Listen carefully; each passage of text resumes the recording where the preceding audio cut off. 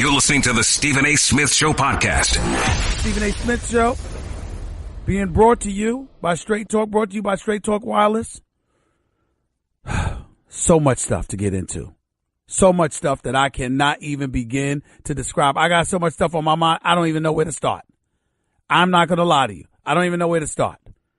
By the way, like I was saying, it's time for Straight Talk, brought to you by Straight Talk Wireless. Best phones, best networks, no contracts. Before I even get into it, when was the last time you checked your credit scores? Know what they are now, not from a year ago, with Credit Karma. Credit Karma makes knowing your credit score simpler and easier to understand. Learn more at creditkarma.com or download the Credit Karma app. That's Credit Karma, Karma.com.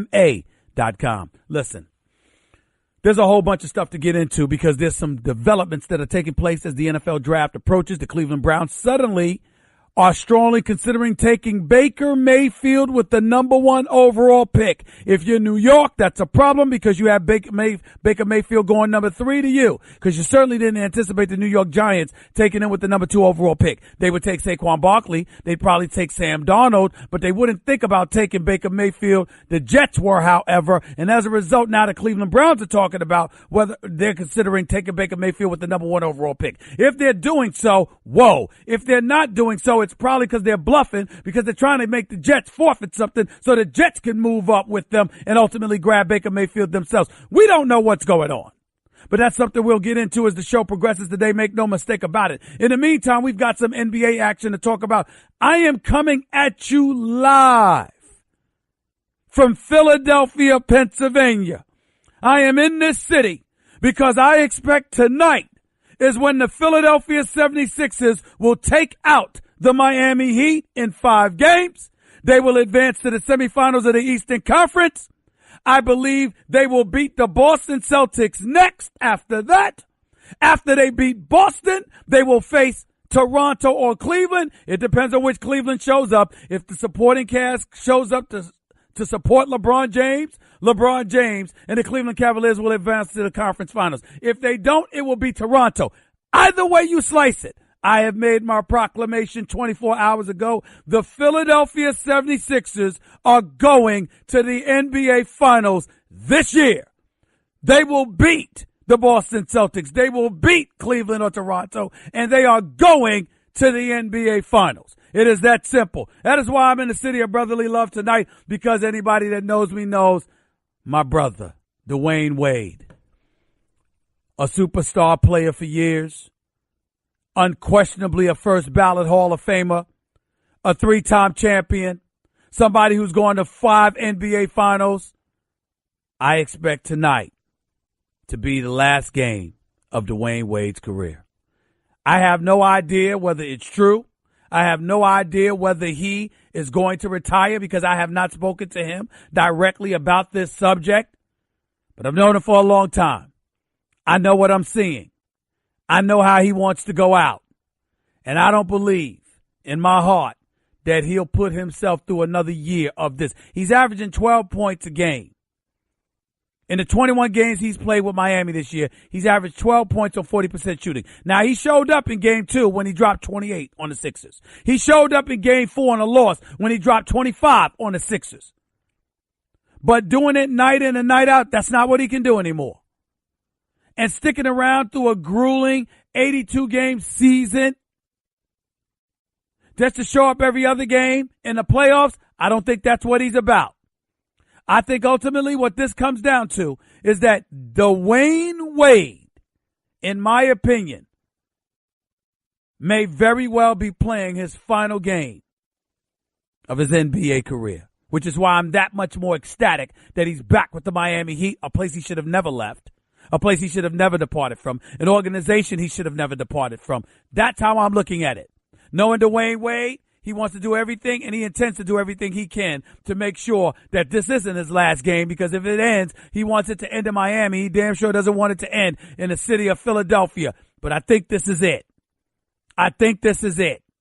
And I had to be here for this. That's why I'm here. I expect the Philadelphia 76ers to win this game tonight and close out this series.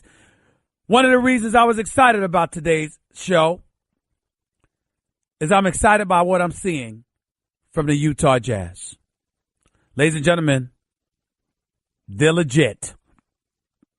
For those who still want to argue with me about Rookie of the Year honors, saying Ben Simmons is the clear-cut Rookie of the Year, I'm not on that bandwagon. I think Ben Simmons is a superstar. If I had to pick between the two, I'd pick Ben Simmons. You ain't going to find a 6'10" point guard with those ball handling and passing skills. But your rookie year isn't about what we project you to be, or isn't about flashes of what we see you being. It's about what you've done.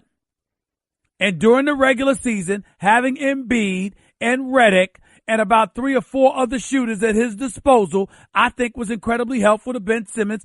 And I look at Donovan Mitchell and the load that he had to carry for the Utah Jazz as its number one offensive option. And to me, Donovan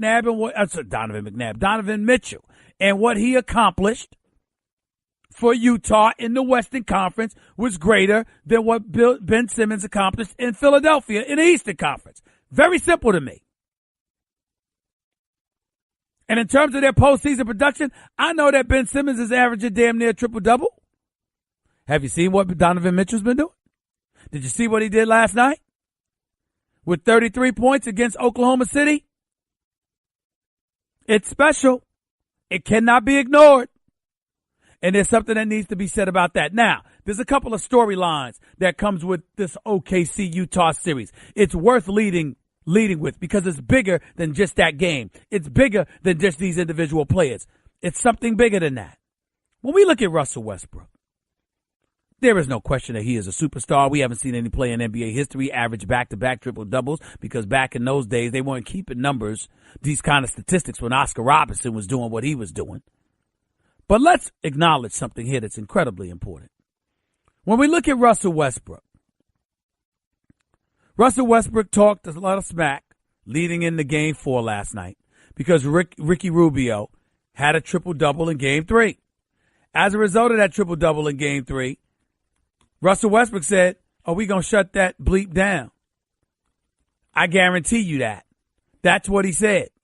And the next thing you know, Russell Westbrook comes out there last night, hell-bent on shutting him down, Ricky Rubio down, and one would argue he got so caught up in the individual matchup that he forgot this was a team game and you didn't need to be preoccupied with that kind of nonsense.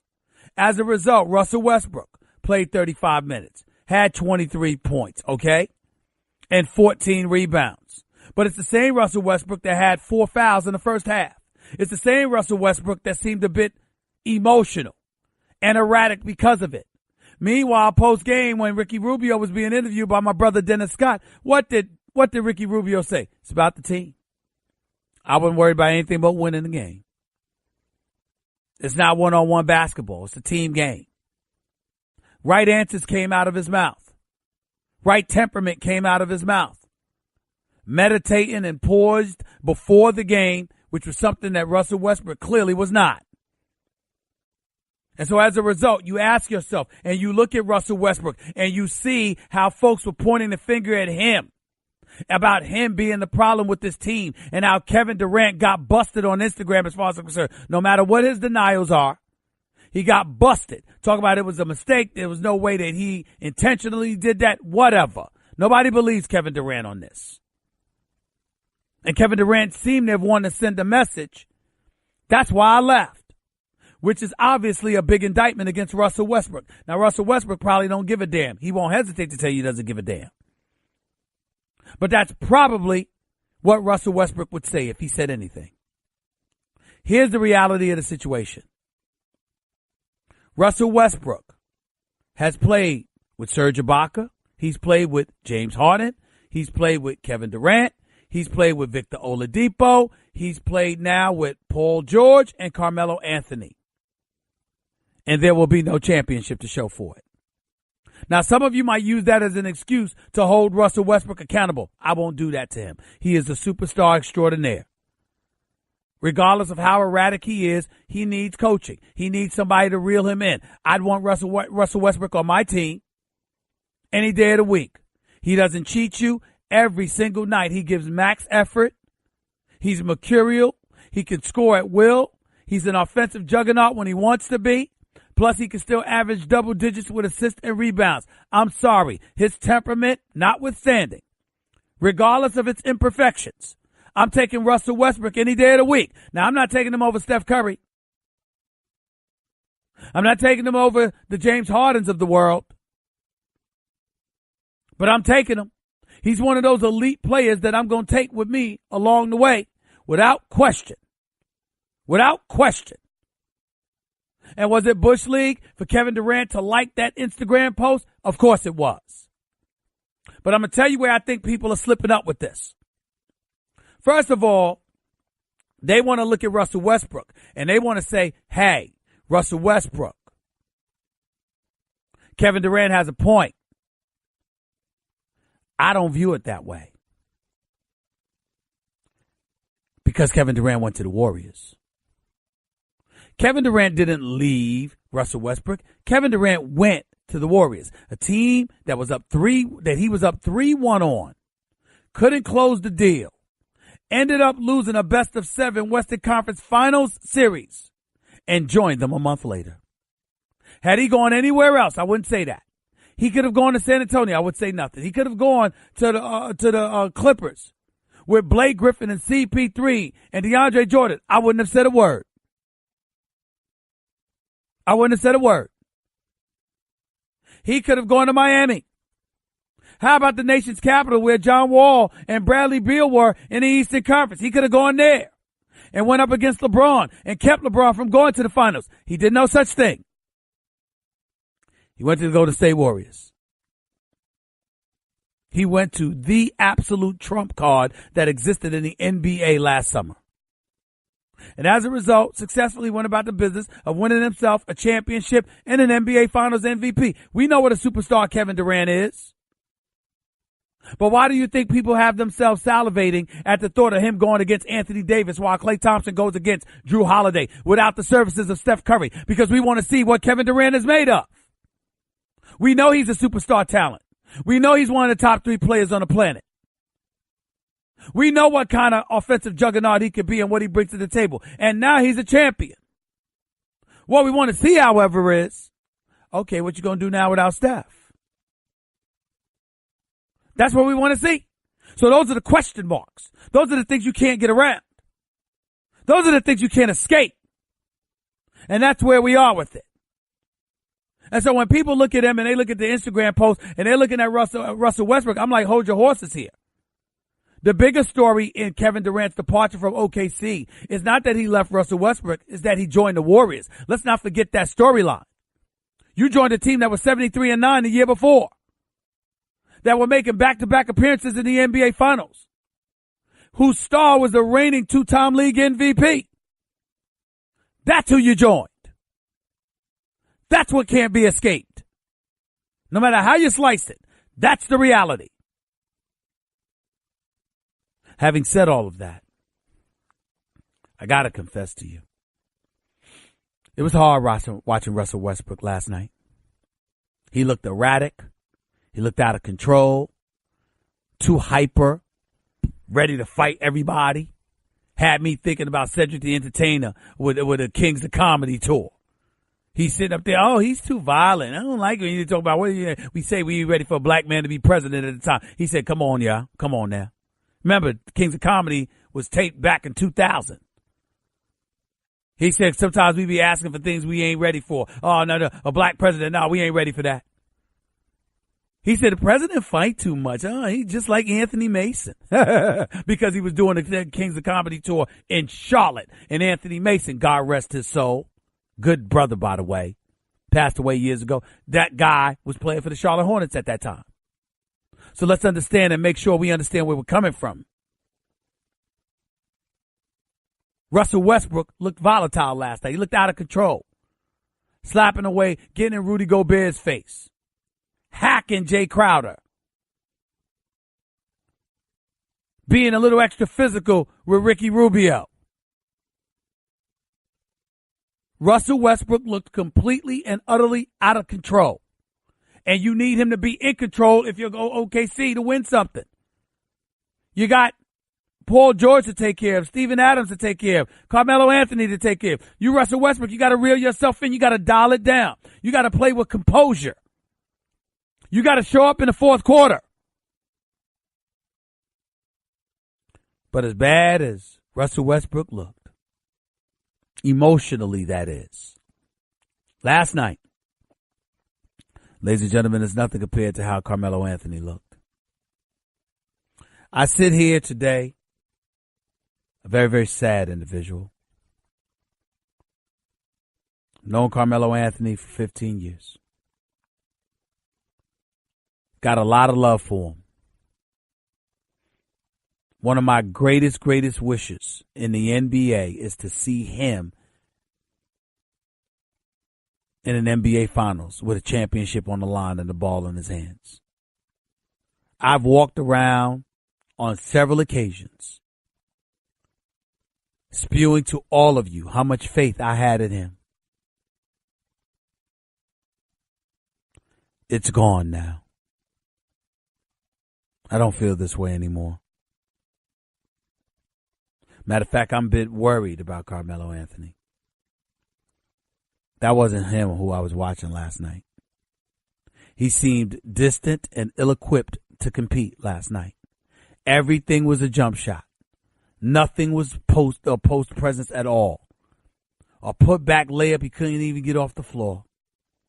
Jumpers coming up short, jumpers too long, doesn't seem to have it. Doesn't seem to want it.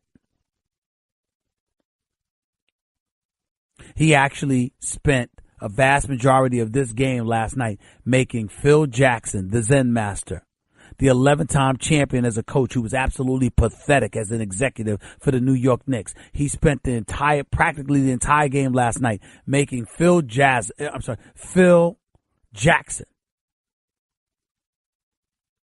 look like a prophet. I almost said Phil Jasner. For those of you who don't know, in the city, if you're in the city of Philadelphia, you know who I'm talking about. He's my former contemporary. He used to work for the Philadelphia Daily News. We competed as beat writers. He passed away several years ago after a long bout with cancer. Absolutely wonderful, wonderful man. I miss him. Did a great job covering the 76ers. Got a lot of love for him. Every time I go to the arena, I think about him. Just wanted to make sure I mention that. And while I'm here in Philadelphia, I got a buddy of mine that lives in San Antonio, Texas. Now he's retired. His name is Mike Bruton. A mentor, a friend, a father figure, one of the greatest men I've ever known. Just want you to know I'm over the airwaves right now. I'm thinking about you, buddy, because I'm in Philadelphia right now for tonight's game. And obviously the success that I've enjoyed as a writer for 17 years at the Philadelphia Inquirer. Greats like Asa Moore, the Philadelphia Inquirer, and Mike Bruton of the Philadelphia Inquirer. If it wasn't for them, I wouldn't be sitting here today enjoying the success that I enjoy. They took care of me. Took care of me. God rest Asa Moore's wonderful soul. Mike Bruton's still alive and kicking and enjoying the sunshine and the warm weather in Texas. Back to Philadelphia, where I'm at for tonight's game. I sincerely hope that if this indeed is the last game for Dwayne Wade's career, because I think it's definitely going to be the last game for this season, I sincerely hope he doesn't go out looking like I saw Carmelo Anthony looking like last night. Carmelo Anthony's lackadaisical or porous performance, I'm speaking in terms of lack of aggression, ladies and gentlemen, it's incredibly alarming. And listen, I'm saying this not because he just doesn't look like himself. I'm just saying it because it's inexplicable. It's like either he's given up or Father Time just slapped the living hell out of him all of a sudden last night. Because I couldn't believe how bad he looked. I couldn't believe it.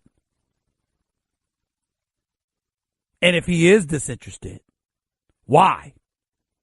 Could Russell Westbrook have something to do with that? I don't know. Here's what I will say. Well, and when I bring up Russell Westbrook, I mean Russell Westbrook not necessarily giving him enough touches or whatever the case may be. I don't find that to be an excuse because I don't think that's the case with Russell Westbrook. And I think this is on Billy Donovan as much as it's on anybody else. But I will say this. I watched Jay Crowder bogusly get ejected. He did not deserve to get ejected last night, but he did swing his arm trying to get somebody off of him. He didn't mean to hit anybody with his elbow like he hit Steven Adams, but come on.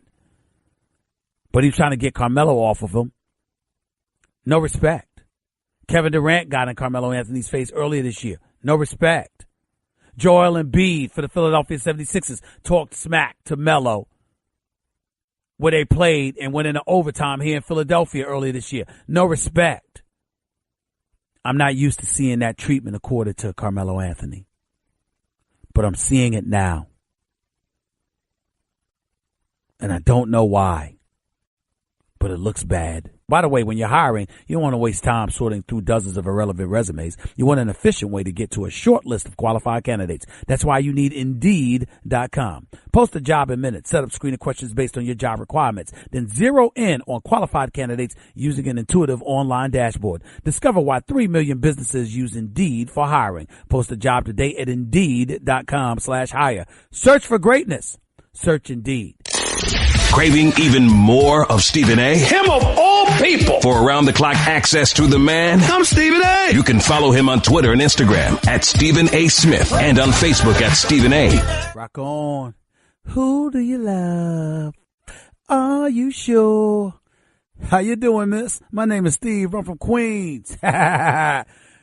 Welcome back to the Stephen A. Smith Show. By the way, that last segment, Straight Talk Wireless, nationwide coverage on America's largest and most dependable 4G LTE network. Stephen A. Smith Show is brought to you by Vivid Seats, the official ticket partner of ESPN. Download the free Vivid Seats app today to get your tickets.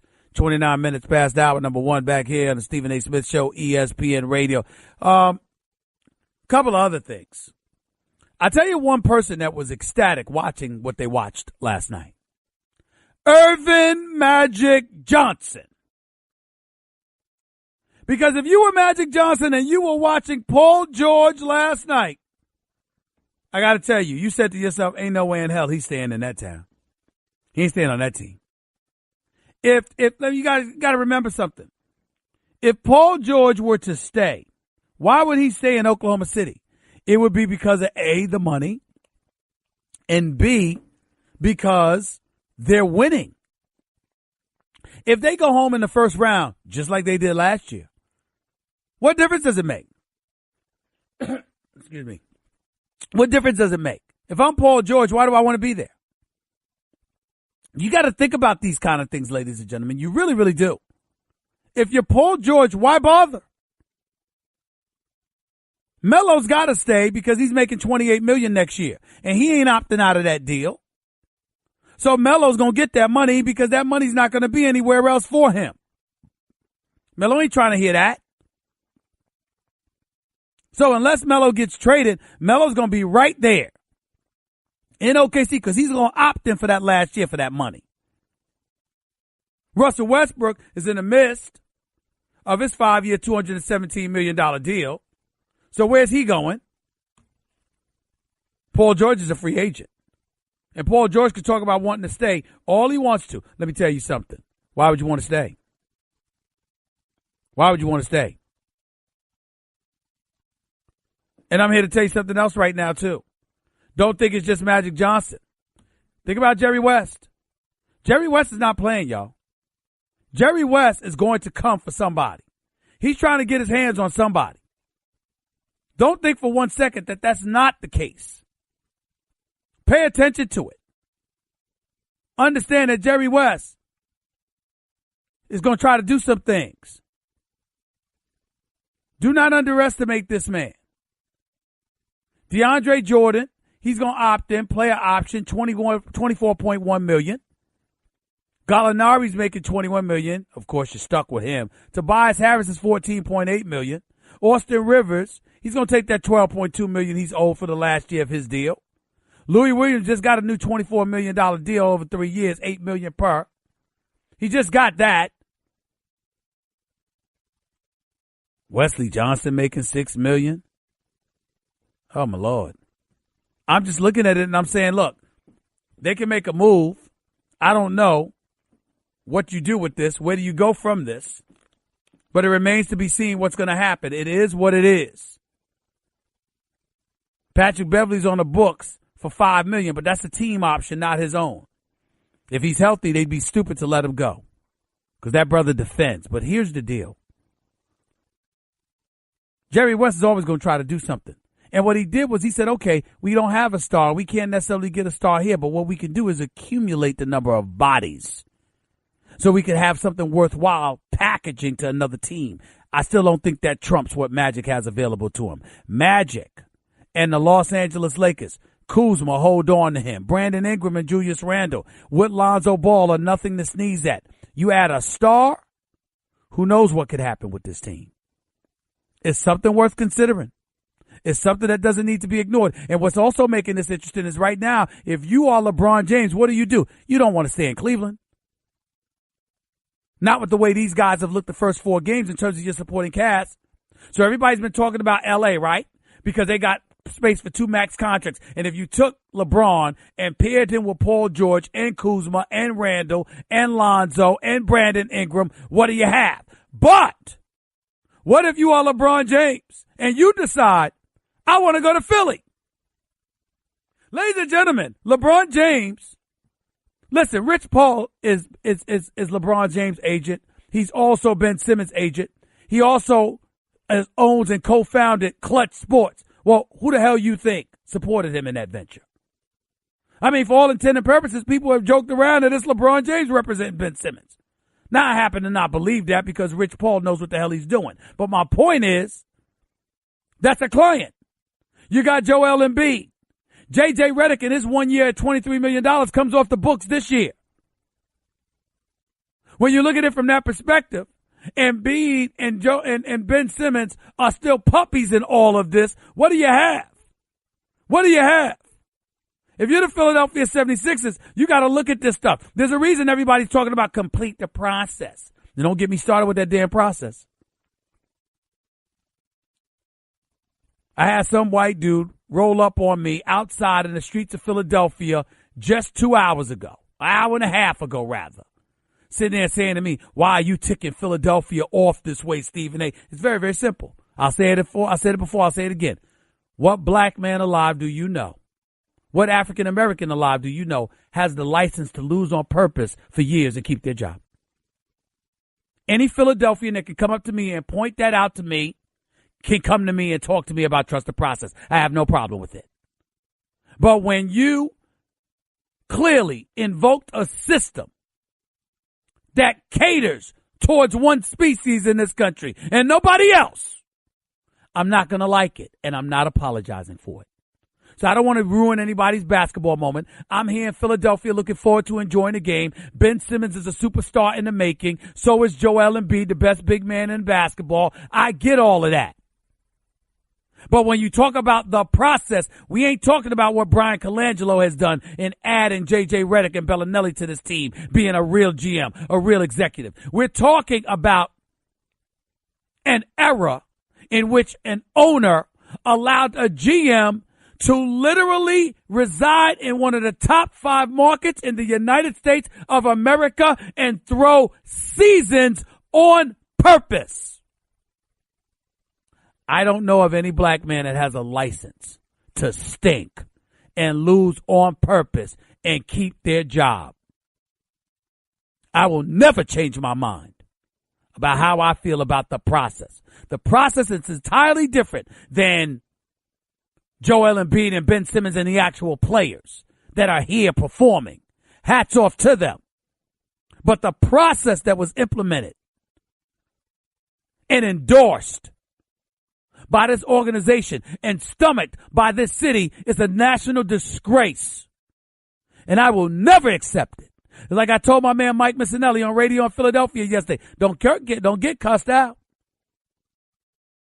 I'm done talking about it. That's how I feel about the process.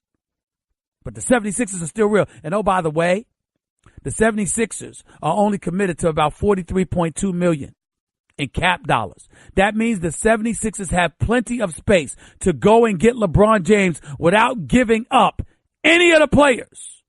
They don't have to give up Ben Simmons. They don't have to give up Joel Embiid. They don't have to give up Saric. They don't have to give up Covington. They don't have to give up Bellinelli. They don't have to give up Ilyasova. They don't have to give up any of these guys. Hell, they don't even have to give up T.J. McConnell. They have their crew. They are locked and loaded. The Philadelphia 76ers. Bellinelli's a free agent. Bring him back if you can. So is Ilyasova. Bring them both back if you can. I guarantee you'd be able to get them on the cheap if you talked about adding LeBron James and to Ben Simmons and Joel Embiid. Everybody will want to come to Philly. It's something to think about.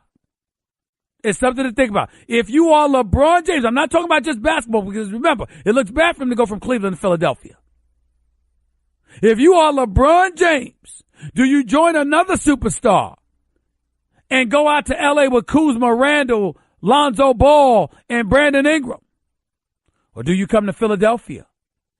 Or do you go to Houston and join CP3 and James Harden? These are all legitimate questions. What's your